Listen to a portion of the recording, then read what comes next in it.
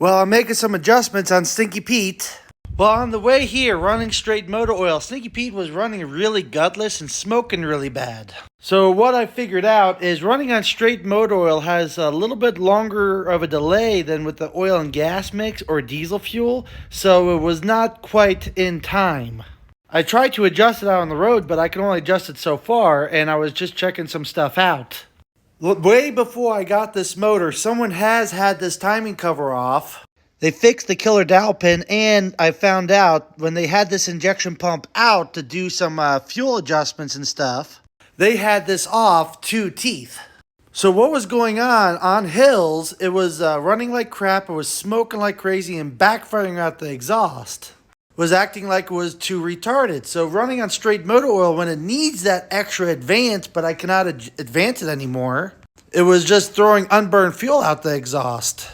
So I took my radiator out, and I took the timing cover off. I found out what's going on.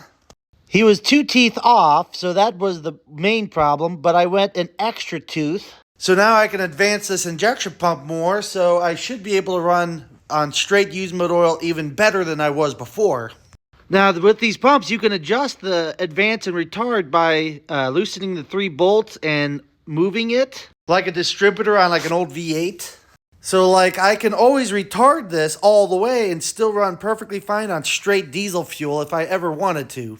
But if I left it the way it is, it would probably have a little bit of a pre-ignition knock on diesel fuel, but it's nothing that the motor can't handle.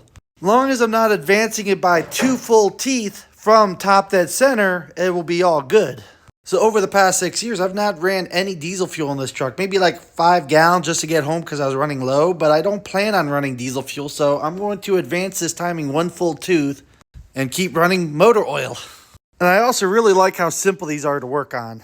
Literally 4 sockets, 3 open-end wrenches, a pry bar, hammer, and that's it. Like that's all the tools I need to pull the radiator and stuff out to do this. And 1 special curved wrench for the bottom nut on the injection pump. I already had this with me. And I'll explain a little bit why I missed this timing problem in the first place. The gear for the injection pump that goes up against the camshaft does not have timing marks, so I just left it the way it was when I rebuilt it. So you have the timing marks for the crankshaft and the camshaft. I have the other timing mark for the camshaft, but the gear for the injection pump has nothing. This timing mark was on the E. And after doing research, this timing mark is normally 1 tooth behind the C letter. But as you can see, I did 1 extra tooth from factory. They had the timing mark up here by the E. So it was retarded by more than 10 degrees.